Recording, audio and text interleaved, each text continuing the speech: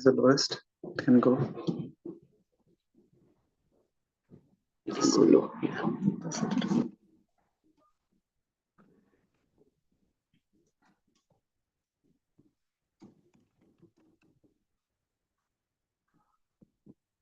Hare Krishna, Krishna Krishna, Hare Hare, Hare Rama, Rama Rama, Hare. Hare Krishna. Hare Krishna. Om Ajnanatirandhasya Jnananjanashalakaya Chakshurunmilitam Yena Tasmai Shri Gurave Namaha. Shri Chaitanya Manobhishtam Sthapitam Yena Bhutale Swayam Rupa Kadamahyam Dadati Swapadantikam. Namo Vishnupadaya Krishna Presthaya Bhutale Srimate Bhaktivedanta Swami Niti Namine.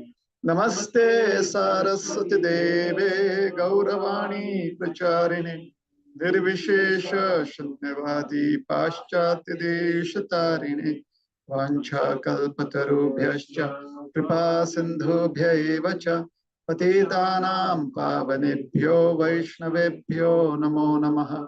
Jai Shri Krishna Chaitanya Prabhu Nityananda Shri Advaita Gadadhar Shivashadi Gaura Bhakta Vrinda. Hare Krishna, Krishna Krishna, Hare Hare, Hare Rama, Rama Rama, Hare Hare. Hare Krishna.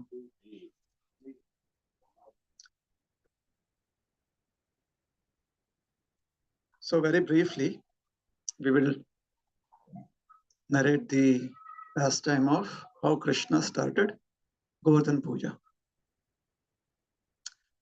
So one fine morning, Krishna woke up from his sleep and he saw that all the residents of Braja, including his own father, were busy in certain preparations.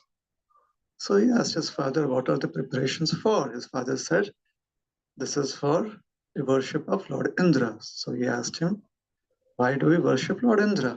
So his father kept quiet. So Krishna said, well, there are two reasons why one was not ready or one cannot give an answer. The first reason is that one does not know the answer. The second reason is one knows the answer, but one keeps quiet.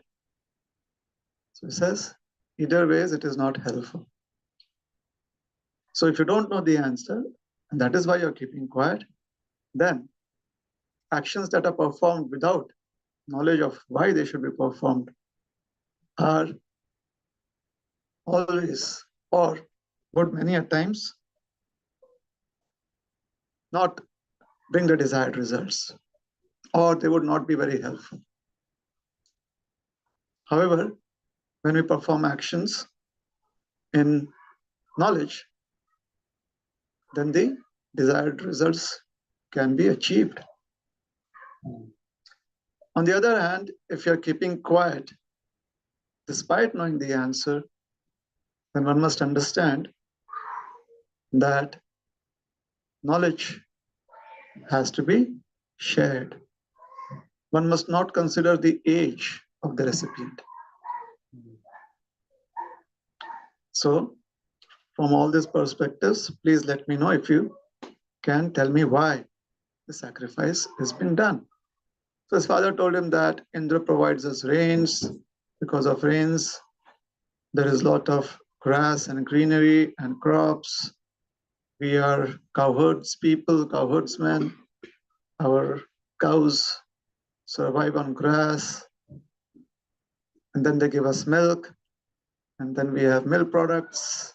And thus, ultimately, we are expressing a gratitude to Indra through the sacrifice. Krishna said, well, good actions always tend to give us good results. And any actions with bad intentions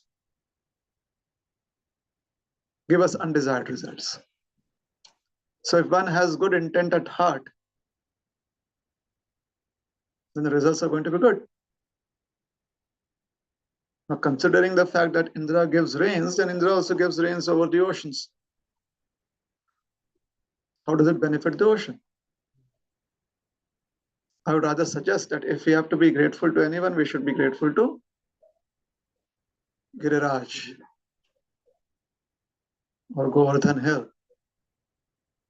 Because Govardhan Hill provides us grass for our cows, Govardhan Hill provides us shelter, Govardhan Hill provides us wood, Govardhan Hill provides us necessary whatever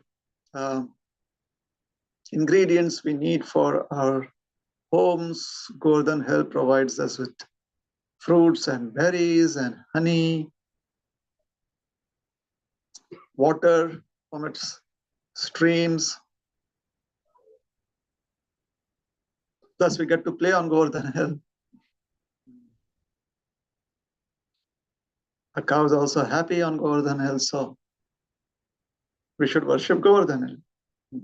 Maharaj Nanda said, all right, we will do that after Indra Puja. He said, no, we should use all the ingredients that we have accumulated for the worship of Indra to worship Govardhan Hill. And Krishna was really insistent. So his father and the elders, they found his reasoning to be acceptable. So they decided to worship Govardhan Hill. And they did an elaborate worship of Govardhan Hill. First offered nice bhoga to Govardhan Hill, then they did Aarti of Govardhan Hill. But when they were offering bhoga to Govardhan Hill, when they were making food offerings to Govardhan Hill was seemingly unsatisfied. Govardhan Hill needed more food offerings. So the simple-hearted Brajabasis, they emptied out their entire rations, all of their granaries, their godowns.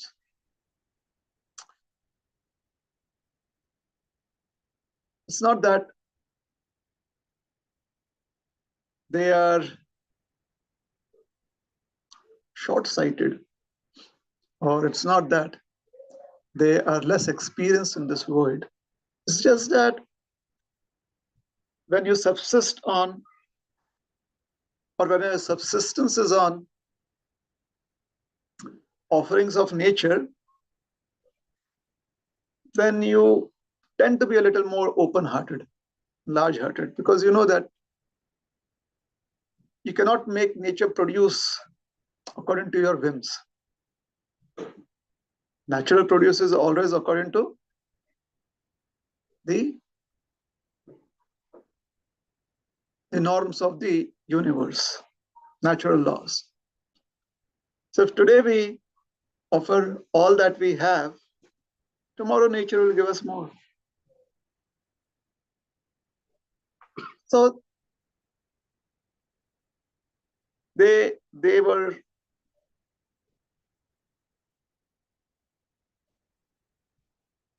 quite confident that the needs would be met.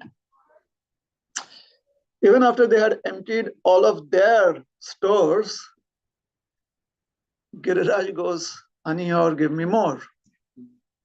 So the neighbors, the neighboring villagers, or the villagers from the neighboring villages, they had heard that an interesting event is happening at Govardhan Hill.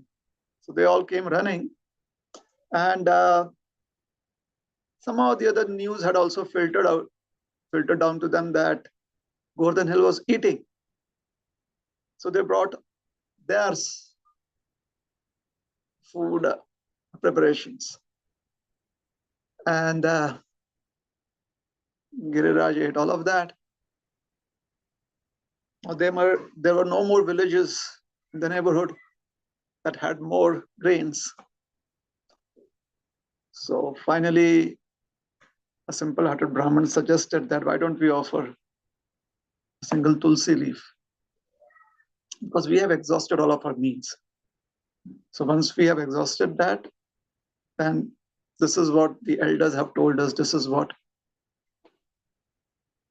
we have heard from saintly personalities, well-learned personalities, that if you offer a leaf of tulsi to the Supreme Lord, then the Supreme Lord is satisfied. So they made the offering of a tulsi leaf, and Giriraj said yes. Santushtoham. He did not say that, but he stopped saying Aniyor, basically. After one single leaf,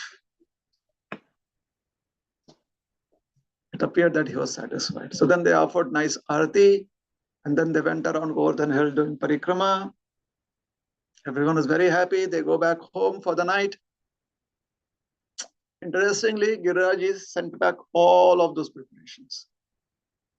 Now we may wonder, did they have refrigerators? Because there are so many preparations. But it's described that they fed everyone. Anyone and everyone. So the young, the children were fed, the elderly people are fed. Then the Brahmanas, they are always very poor, so they were fed. Then the merchant community was fed. Then the laborers were fed. The beggars were fed. They also fed the monkeys. And finally, Krishna and his family, they sat down. The worshippers just sat down and they had food. So everything got over, most probably. If it did not, then it was left right there in the kunds. They all go back home satisfied. I'm just guessing, maybe the granaries came back to, it was also back to full. I'm not sure. Because they used everything to cook, right? So Krishna kind of reversed the process. It was a reversible reaction, I guess. But whatever, they were happy. They went back. They slept off. Tomorrow morning we'll wake up and we'll go about our duties. That night Indra sent rains because Indra got very, very disturbed. He felt he had been insulted. Because maybe somebody was talking that, hey, you see, they worshipped a hill instead of Indra, and Indra could not do anything. Was it somebody from our community who said that? I was trying to spread that. You can never be sure.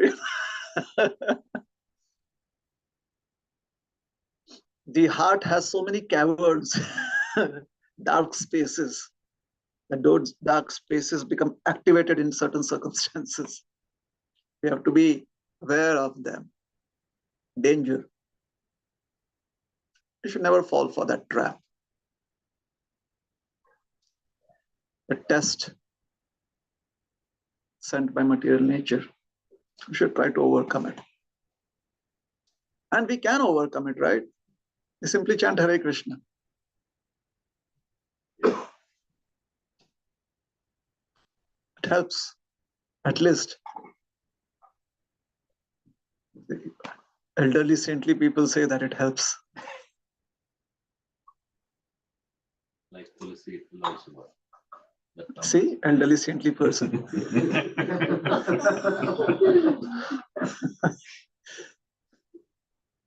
You never realize we have one amongst ourselves, still they speak up.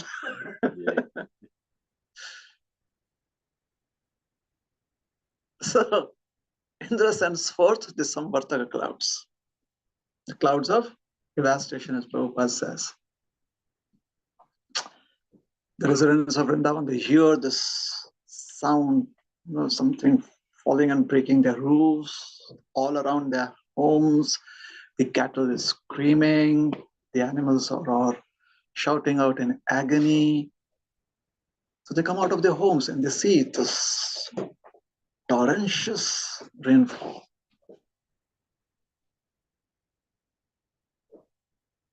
Krishna, Krishna, Pahimam. Krishna, Krishna, Raksha. Krishna, please protect us. Krishna said, what can I do? Let us go to the person that we worshipped. So they all accepted Krishna again. Within 24 hours, they felt that, yeah, this is reasonable. Let us go to Girirajji. So they all went to Girirajji. You see, sometimes when you're in distress, you accept that which in other circumstances you would consider to be unreasonable. Is it true? If you're very distressed, you'll be more than happy to chant 16 rounds of Hare Krishna very sincerely.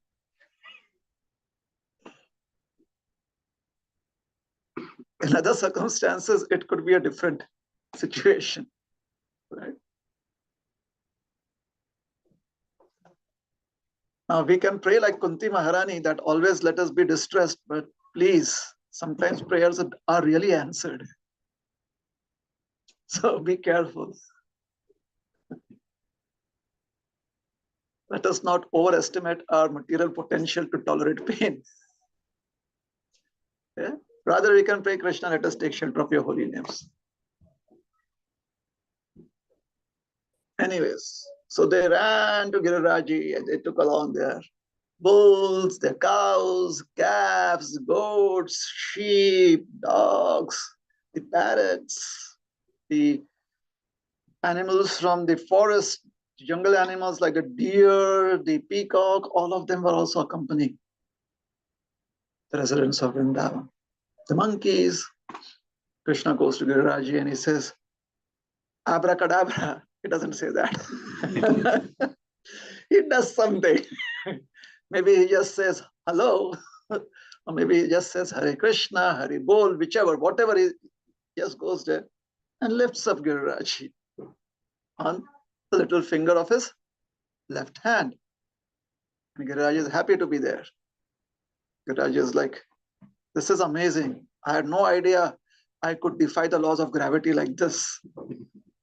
He is so happy because he's a devotee. Giriraj is the greatest devotee. At least the scriptures speak like that. So he's so happy. Krishna is lifting him up. He's happy to serve all the other devotees. Everyone rushes in. 7 days and 7 nights they stay there. And they are having fun, rollicking time. Like, if they were given a chance, they would have wanted to spend their entire lifetime there. That was how much fun they were having. Although all around them, there was just devastation taking place. All around the hill. Now Krishna, he sent his Sudarshan Chakra. And he said, kindly do your business. So Sudarshan Chakra went all around Girirajji. And interestingly, it seems that Girirajji stayed dry. It seems like that. So the peacocks, they all came out and they said, all right, we'll have fun on Giriraj. They were roaming around the slopes of Giriraj Maharaj. Everyone else was under the hill. So Mother Yashoda, she was feeding Krishna. Now don't ask me. That is why I said most probably even the stores were again filled up. Because Mother Yashoda had somehow or the other sufficient food to feed Krishna. Everyone else, they had their own bags of food. There was sufficient to go around. And 7 days and 7 nights, they were talking to each other. They were just taking care of their cows, the calves. The calves and cows are coming up to Krishna and licking his wonderful transcendental body. And Mother Yashoda was trying to shoo them away for some time so that she wanted to caress her child. Oh, he must be so tired. Just imagine Mother Yashoda's interesting situation. The Yogamaya potency is just making her feel that he must be feeling so tired. The hill on top of his little finger. Now, if Krishna would be out of her sight for a second, she would imagine so many things. She would be like, call the Brahmanas, let us chant mantras. And here Krishna is with the hill, this huge hill. And all she is worried is, oh, there's sweat on his forehead. This is Yogamaya, Krishna's special agency. They're so happy to just spend 24 hours, like 24/7. Actually, it is. Right there. And they did not have to sleep. They liked, I mean, cowherd boys, they were just munching on whatever was around, butter. And so they were eating, they were dancing, they were singing, they were playing games all around Krishna, they were teasing him. The elders were having discussions amongst themselves that, when Krishna was a child, these are some of the things that happened.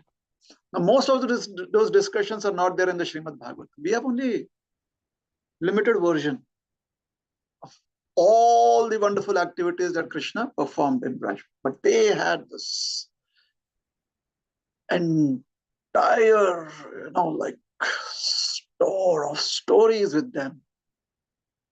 They just spent their time. Finally, Indra realized, after 7 days and 7 nights, his patience gave away.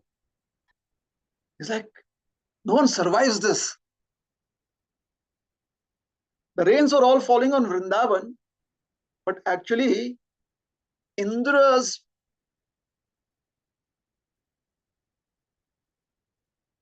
potency to be angry and to be obnoxious, that got devastated. That was completely dissipated. That was completely gone. And when that was gone, Indra is like, what did I do?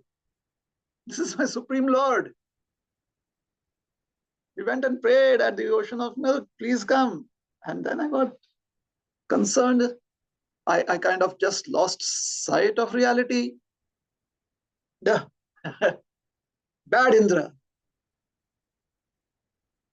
So then he goes to seek forgiveness. Before that, he tells the clouds, please leave, go back home. The Samvatar clouds leave. Very soon the sun is out, everything is dry.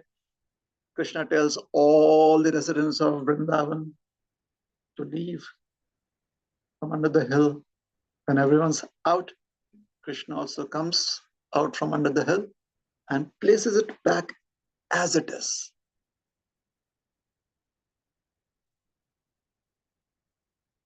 So that was rapid rendition of Govardhan lila. Right. Now we come back to where we stopped yesterday. We stopped yesterday that Giriraj was presented by Krishna as an umbrella under which we can take shelter. Here Giriraj is non-different from Krishna. And how do we know that? Because when Giriraj accepted all the food offerings, Krishna expanded himself as Giriraj. Somehow or the other, he still looked beautiful. That is Krishna's potency.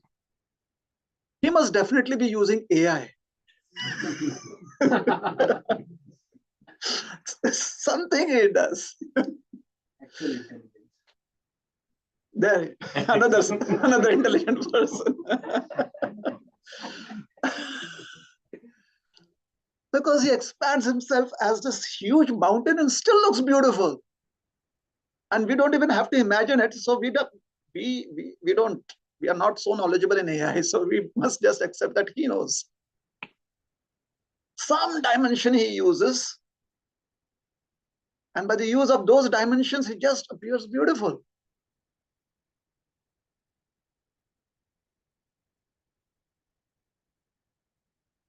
Even when he showed this form to Arjun, the universal form, till the time he did not see people going into his mouth and being crunched by that teeth. Till that time, he found it beautiful. He was like, okay, what next? Oh, you're the rivers also. All the rivers are here. All the forests are also here. Okay, all the mountains also. All the planets are also here. There's space here. There's air here. There's ether here. Oh, so ether and space is the same thing. There's earth. All the elements are here. Then he sees time and everyone being destroyed. And Krishna is like that in the universal form. He's chewing on them. People entering. Bhishma, Drona, everyone entering his mouth. And crunch, they're gone. There was actually a crunch sound. Maybe in Sanskrit, crunch sounds differently. Crunchum or something like that. Anyways, that is when he became very fearful. Otherwise, it appeared to be so beautiful. Krishna, he has that ability. It is his nature to always be all attractive, all beautiful. So, Girirajji in Govardhan Lila helps us understand how, by taking shelter of Krishna's lotus feet, we actually have an umbrella that protects us from material tribulations. Right? Yesterday, we also understood how material happiness can also be impediments in various circumstances. Because material happiness can make us forget Krishna. Possible? I don't think so it's possible. No, not amongst. I mean, we are simple-hearted people. We never get distracted by happiness and forget Krishna. How is that? Is that possible? That's only possible for those whose consciousness is very, very, or whose intelligence is very, very complicated. We are simple-minded people. Prabhupada had all of my devotees are simple-minded people. So now we accept Prabhupada as it is, right? So we are all simple-hearted. It is they somewhere there, outside. They have complicated lives. So it is for them that we are trying to, we should have an understanding so we can approach them properly.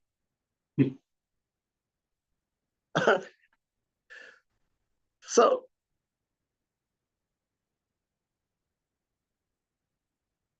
Prabhupada would give certain examples. In the first canto, he gives a very interesting example, which we could use here in this discussion right now. He says, once upon a time, Indra was cursed to become a hog. And he liked it, being a hog. So then we have to find other references. So we find other references. Do you know the story about how Indra became a hog and what happened? So Indradev was cursed to be a hog. Some Indradev. Most probably it could be the Indradev of our times or of the past. One of the Indradevs was cursed to be a hog. Now there is no Indra, no king. That is not good. The universal affairs have to be taken care of, and somebody has to be the decision maker. So one of the higher ups, maybe Brahmaji, maybe Narad Muni, certain narrations of this story, it is Brahmaji, and certain narrations it is Narad Muni. So one of them approaches Indra and he says, Indra is a hog, and he says, you have to come back to Swargaloka. He says, why? Because you're Indra. He says, no, I'm hog. But you're not happy. He says, I am happy. I've worked so hard to be the king of my hog community. Obviously, when Indra comes as a hog, he still has his potencies, right? Just as when we come from there, that land there across the seas, we come here, we know how to use the benefits of Costco, right? Like 4 or 5 families on one card. Because it doesn't make sense. Just one family getting all of that and then throwing it trash. So utility is a principle. So Indra knows. He knows how to be a king. So he says, I am the king of the hog community. And I have my beautiful queen, the she-hog. And I have so many princes and princesses. He actually had children by that time. So I'm very happy here. Then by arrangement of time, by the arrangement of providence, right in front of Indra, who was a hog, he saw his children being slaughtered by time. They died, and he's like, oh my God, my child. He's feeling the pain. Then his wife dies in front of him. Oh my, yes. It was terrible for him. He was like, should I take sannyas now, hog sannyas? Go away to the hog forest. What is the use of life? But still, he would not give up his throne. And finally, he said, maybe this is meant to be. And finally, time comes for him. And he says that, oh, I'm going to die now. And he says, oh, Narad Muni, what was the option you offered me? He says, yeah, I'm ready to accept that option. So Narad Muni says, all right, come back. Let's go. So it becomes Indra again. So when we have this idea of how happy we are, it becomes difficult to imagine circumstances beyond the world of our happiness. The world that we have created, this mental world of happiness, it becomes difficult. So now we'll take a reference from Srimad Bhagavatam. Oh, everyone is like ready with their smartphones. Nice. Thank you. SB 11.23.13. 11th canto, chapter 23, verse number 13.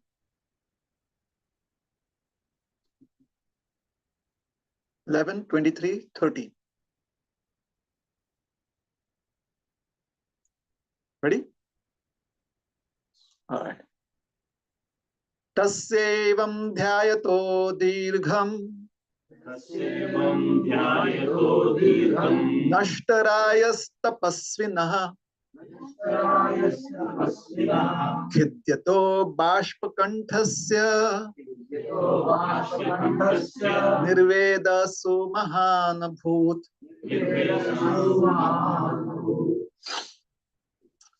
So, for those of you who are used to reading Bhagavatam online, you've already seen what the reference is, correct? Chapter and what the chapter is entitled as. So you've heard of Avanti Brahmana's story, right? Now what does this verse mean? Tasyavam dhyayato dirgham nashtarayas tapasvinaha. He says, or the verse says, thinking for a long time or remembering for a long period of time, nashtaraya, lost wealth, tapasvinaha. He felt this intense separation, and in intense separation there is pain. Yes, the word tapasvinaha here means intense separation, because there is a sequence of events that have been described up till now. So here tapasvinaha doesn't mean practice of renunciation. All right, it means forcefully one has been taken away from certain possessions. Hence it induces agony. Hence there is intense pain. Pain of what? Lost wealth. What else? Khidyataha bashpakanthasya. Khidyataha. Khidyataha means, feeling that one was unfairly treated. So when one has that kind of feeling, kheda, you've heard the word kheda? So khidyata, you know what is kheda? Kheda means feeling unfairly treated, feeling bad about certain things, that kind of emotion. Oh, this isn't good.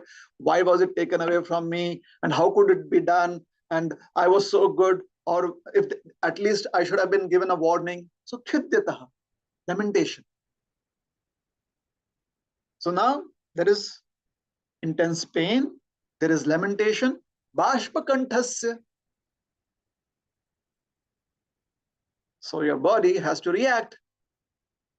And the typical reaction of pain and lamentation is a lot of mucus is released in the body.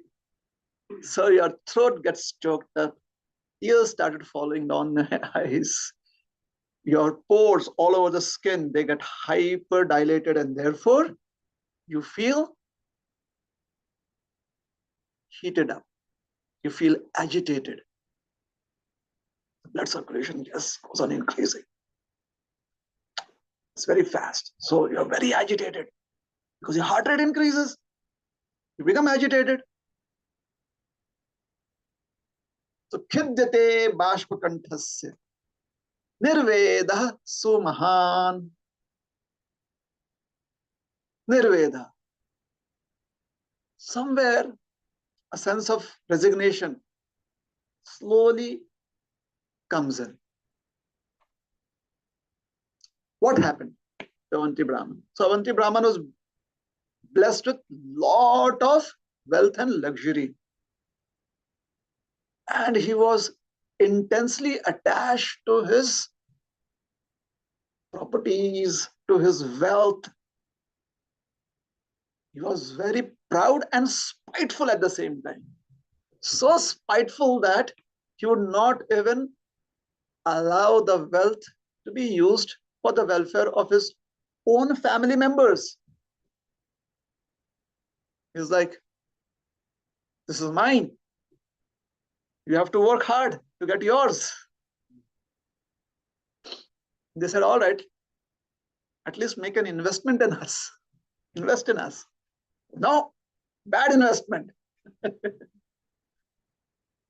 He treated them really bad. Now he lost out on friends. Slowly business just dried up because he had no friends, no well-wishers. It was easy for thieves to come and steal. Some of these people were in high places. Government officials, they started taxing him, and various means they took away the money from him. Some of the money was just siphoned away unscrupulously by his own family members, and finally he was left with zero. Totally poverty stricken, and no one was ready to help him.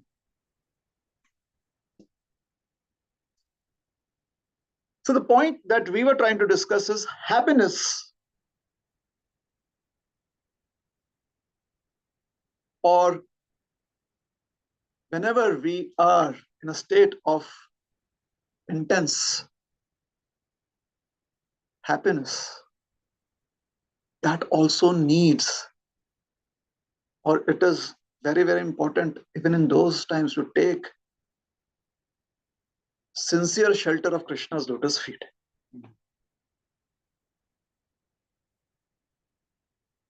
So this umbrella of Krishna's lotus feet assures us protection from happiness that, because of our own choices in life, could become detrimental. If we choose to become proud of our whatever makes us happy, if we choose to become arrogant, if we choose to become less caring towards others just because we are so happy, then what happens after that is there is definitely going to be a downfall, because we are not the only people in the universe. Others also have the needs. And if that is how we behave, they are going to try and protect themselves, which would mean that we could be harmed.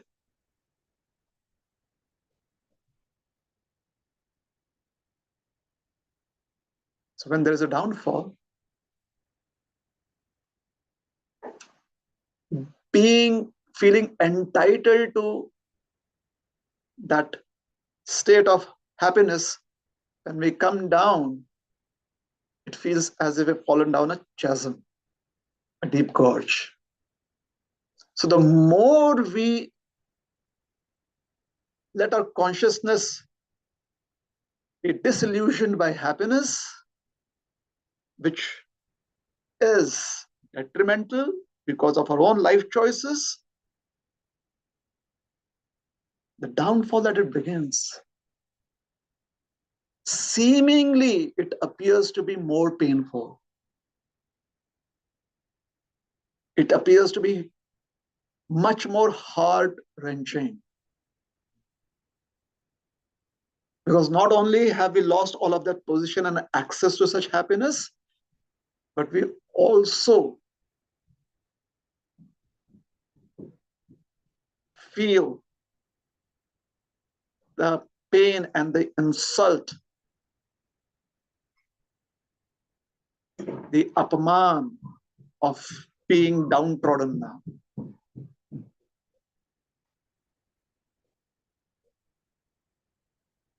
Hence, an intelligent person takes shelter very early. And when does one take shelter? As soon as one feels disillusion, we see disillusion creeping in because of the happy state that we exist in. The umbrella should be accessed. The umbrella of Krishna's lotus feet. Yes? So that is a very, very important perspective to be considered. That even in happiness, which could prove to be detrimental due to our own life choices, we just be wary of it. And in the very early stages, we take shelter of Krishna's lotus feet, the umbrella of Krishna's lotus feet. And it's very simple for us. Whether we are very happy in this world or we are very distressed in this world, we know that no one can stop us from chanting Hare Krishna. Hare Krishna, Hare Krishna, Krishna Krishna, Hare Hare, Hare Rama, Rama Rama, Hare Hare. So our friend the Avanti Brahman finally realized it, but as stories go, when we read stories, we feel that these events happened within a day. It was not within a day that he had those realizations. It took him some time. So if we do not really understand the virtual timeline and its existence in the stories, then we may overestimate the results that can be obtained by certain practices.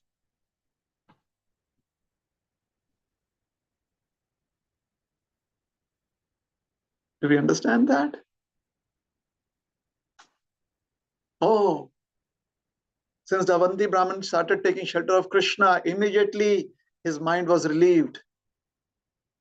The timeline has to be clearly understood. That immediate could mean 50 days. It could mean 5 months. Otherwise, we could fool ourselves like, oh, I'm also taking shelter of Krishna. Done. Tomorrow onwards, the whole world is going to be rosy for me. Yeah, it's possible. That is the kind of ability that somebody has, that's possible. We're not saying that it's impossible.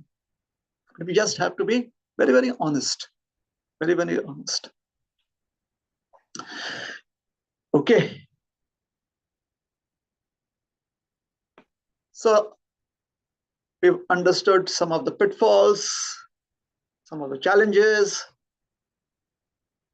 Maybe we should conclude somewhere, isn't it? It's a lovely story, very inspiring, makes us so happy. Krishna lifting up Govardhan hill, and then the Govardhan lila, the Govardhan Krishna doing the Govardhan puja, and then lifting up Govardhan hill. Obviously, we are expecting that the pastime is not complete till Indra gets forgiven. But then that's for somebody else to speak on.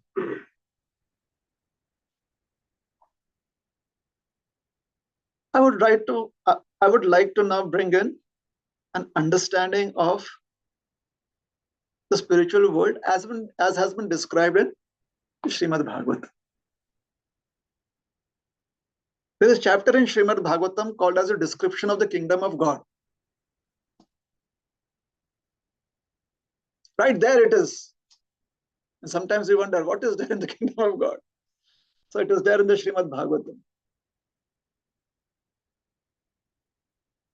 So Maitreya Muni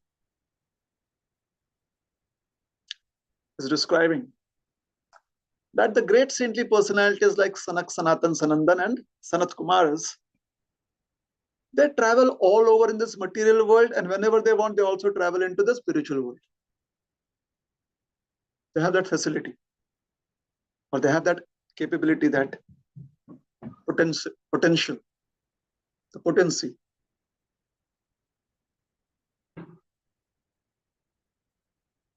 So when they travel into the spiritual world, they saw the spiritual sky filled up with so many planets, and all of these planets are called Vaikuntha Loka. Those are not my words. That's the word of the Srimad Bhagavatam. These are the words of the Srimad Bhagavatam. So in the spiritual sky, they saw so many planets called the Vaikunthas.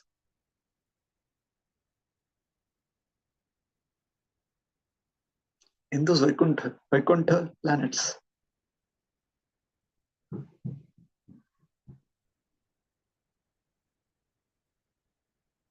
what did they see?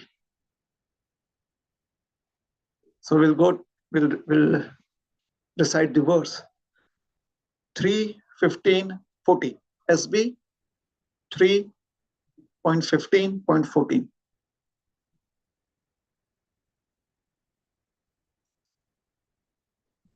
All right? 3:15:14. 3.15.40. Srimad Bhagavatam.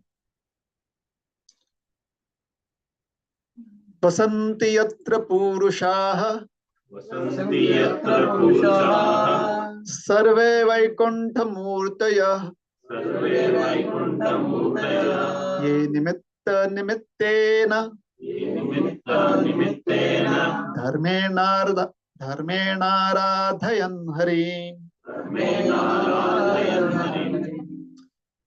So Vasanti, there lived, in those Vaikunthas, there lived persons, Purusha, plural, persons, Vaikuntha Murtaye, all of them having spiritual forms, just like Supreme Personality of Godhead.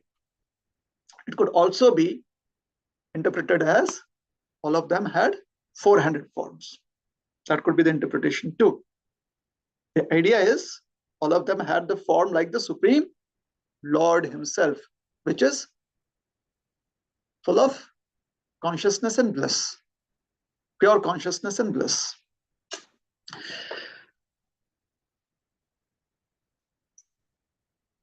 They were able to achieve, or they are, the qualification that they have to have these beautiful forms is that dharmena nimittena, the nimitta, the causal factor is dharmena, because of their devotional attitude. And what is this devotional attitude? Aradhayan Harim. The devotional attitude is that they always feel the need to worship Hari, Lord Hari, Lord Krishna. That is a devotional attitude. So within our movement, we use a term. They always have seva bhav. They always want to do service.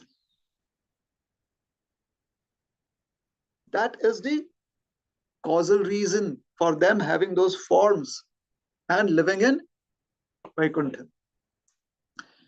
So there are these persons.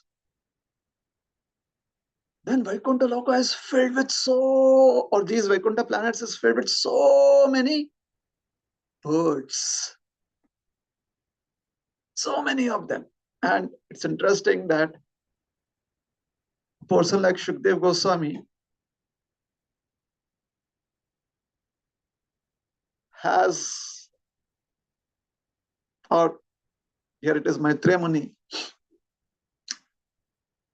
somehow or the other, what is a person who ornithology or something like that? Somebody who studies birds? Ornithology? Ornithology. He's an ornithologist too. Because he knows of so many various species of birds. Mandar, Kunda, Kurabot, Kura, Abotapala, Champak Karna, Punnaga, Naga. That's not all. Bakula Ambuja, Parijata, Gandhe, Archit. All right. Sorry. These are flowers. Yeah. Somehow. All right. Sarasa Chakravaka Datyuha Hangsa Shuka Tittiri Barhinam. Barhinam is birds. So Sarasa Chakravaka Datyuha Hangsa Shuka Tittiri. Shouldn't he simply be chanting Hare Krishna? I mean, he should have different mantras, like Hari, Mukunda, Govinda. He's like so many names. And he's describing that all these varieties of birds, Kola, Halo, Viramate, Achir, Matra, Muchair, they are doing Kola Hal. They're going chirping around, they're making all these birdy noises, and it's all mixed up. And it's all around you. And non-stop. But something very, very interesting happens in these planets. And these birds, seemingly the names that have been mentioned are birds that have very sweet voices. Very sweet voices. So it's like an entire choir right there. But suddenly the whole choir goes silent. Why? Bhringadhipe harikathamiv gayamane. Bhringadi.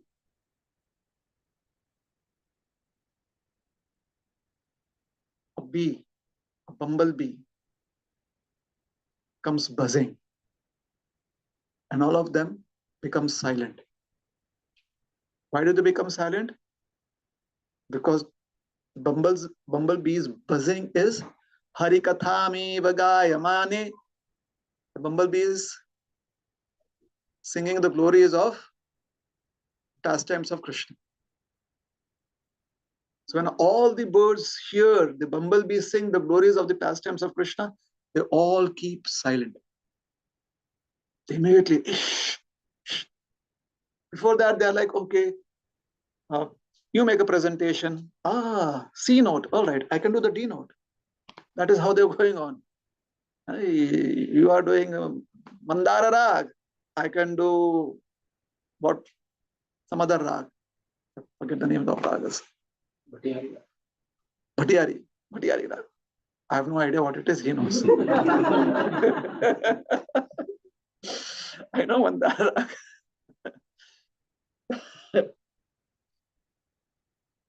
They all go silent. All kinds of music ultimately is for worshipping the Supreme Personality of Godhead. Definitely. But here the bee was specifically bzzz, with this buzzing sound was only glorifying Krishna lila, Narayan lila. When you're doing that, so everyone keeps silent. They're like, this is more important than all our different melodious kirtan. This is most important. They keep silent, wanting to hear. And before this, when I was mentioning all those are names of various auspicious trees and plants. And there's so many auspicious trees and plants. And they have beautiful flowers like Kunda and Champaka. Those names have been mentioned. However, they feel so happy when they're in the presence of the Tulsi leaf. Because the Tulsi leaf, is very dear to the Supreme Lord, as he wears a garland of Tulsi leaves around his neck. So this is a spiritual world. And then there is a description of the beautiful ladies of the spiritual world. And how gloriously they are decorated with so many ornaments. Specifically, it's mentioned that they have these bangles of some sparkling gem, made from some sparkling gem. So they have these bangles in their hands, on their wrists, attractive wrists, attractive, dazzling bangles. And they're sweeping.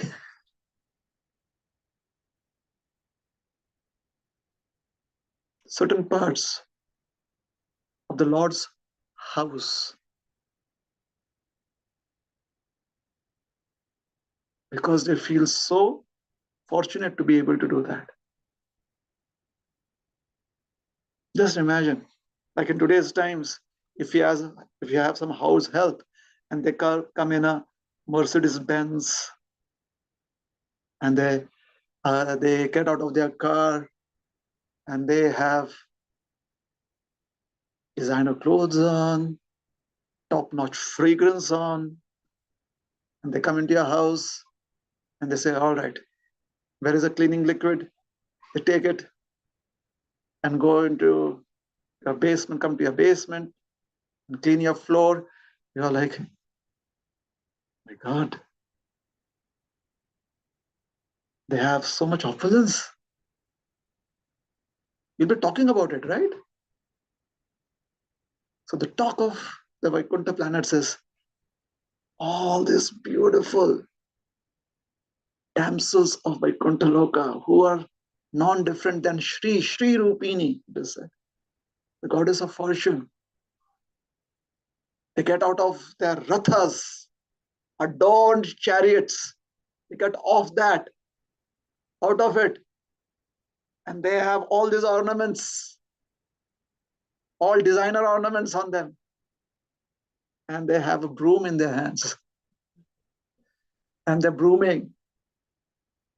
Or they are trying to, we have no idea what they are brooming, why they are using the broom, because there's no dirt there. But they just want to be noticed by Krishna.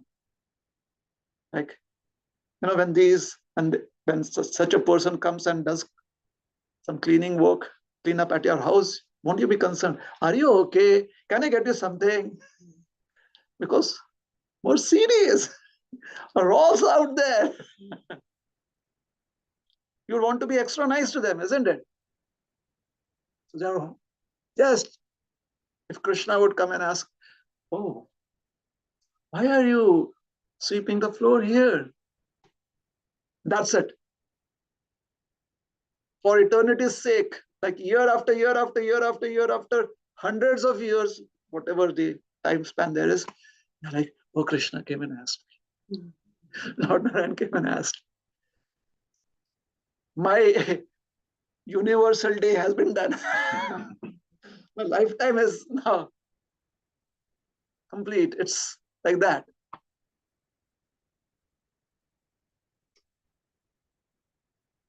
So the spiritual world has been described.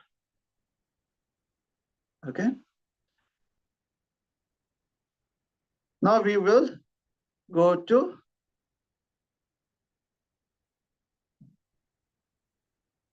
Srimad Bhagavatam 12.11.19.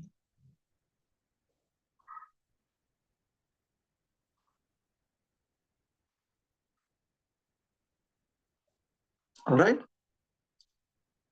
Atapatram tu Vaikuntham Atapatram tu Vaikuntham Vijadhama kuto bhayam.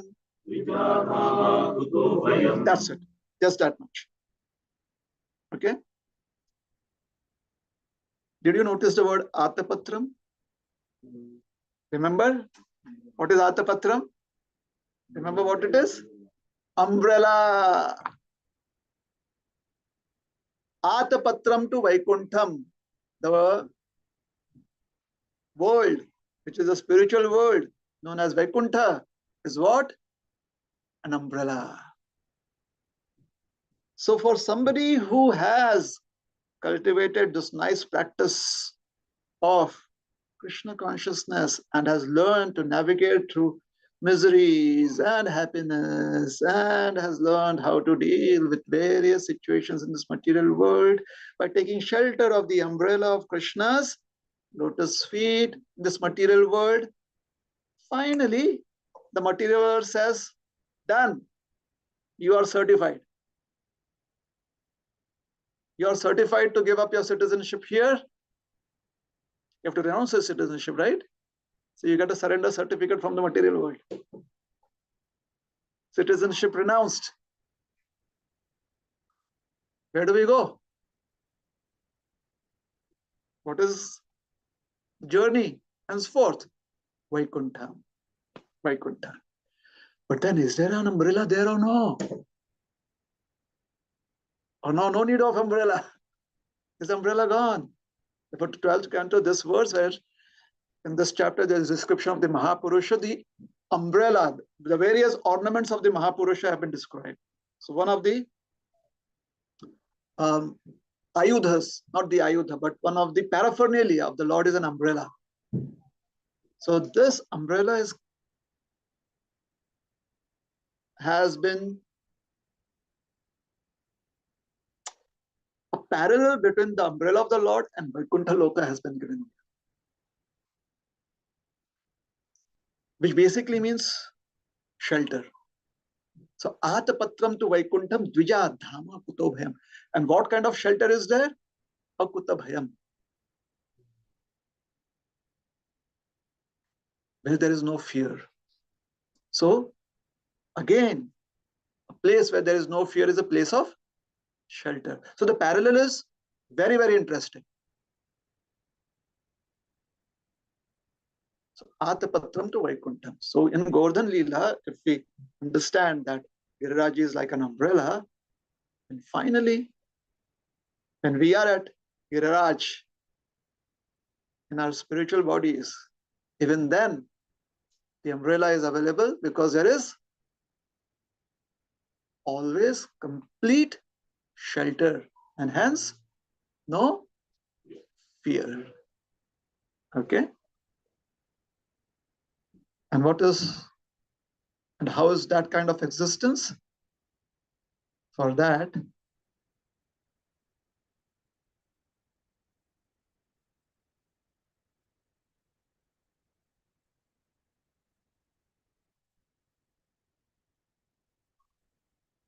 we take our references from Brahma Samhita. Shriyah Kantah Kantah Paramapurusha Kalpatarvo Trima Bhumischindamani Ganamahi Toyamamritam Katha Ganam Natyam Gamanapi Vamshi Priyasakhi Chidanandam Jyoti Paramapi Tadaswadamapi Cha Sayatra Kshirabdhi Shravati Surabhi Bhyascha Sumahan Nimeshardhakyo Va Vrajati Nahi Yatrapi Samayah Bhaje Shweta Dvipam Tamaham Iha Golokamitiyam Vidantaste Santah Shiti Viralacharah Katipaye.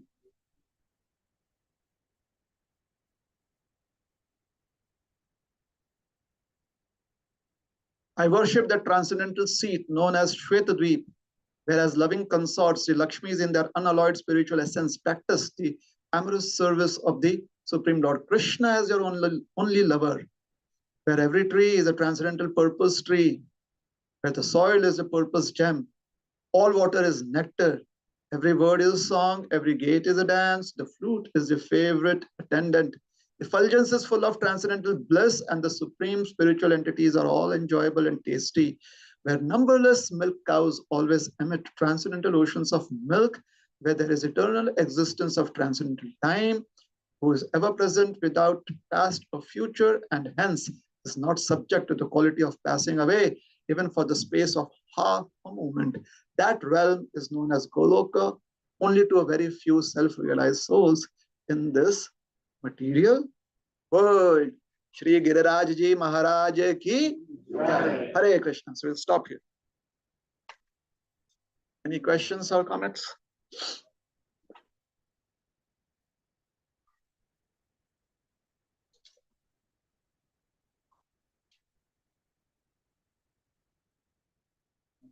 Yes.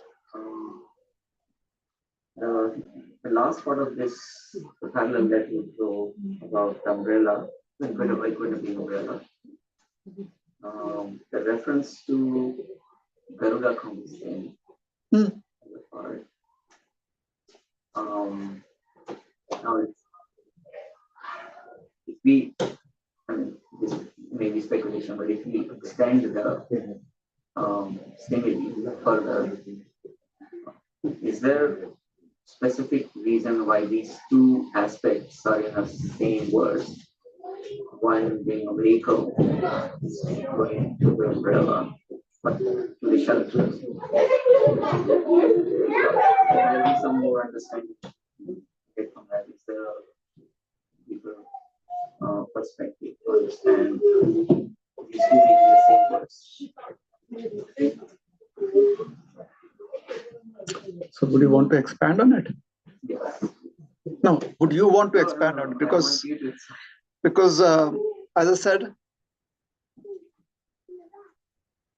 all these series of verses in this chapter are describing how the various ornaments, the various ayudhas or his weapons and his paraphernalia and some of his associates, like Garuda is described here. After that, the doorkeepers will be described. So it is, as the chapter says, I think it is about the description of the Mahapurusha. So the Mahapurusha is that form of the Lord where intellectually you understand the representation of each of these aspects of the Lord's existence. So yeah, I understand from that perspective. Yeah, so I'm not really sure how to connect Garuda and the servants, Nanda, Sunanda, and so many as about, I'm not sure, 12 or 24 of servants, something like that. Mukha, Sumukha, so many names. Okay. So stop. Thank you very much. Hare Krishna. Srila Prabhupada ki jai. Gaura Bhakta Vrinda ki jai. Shri Giriraj Ji Maharaj ki jai.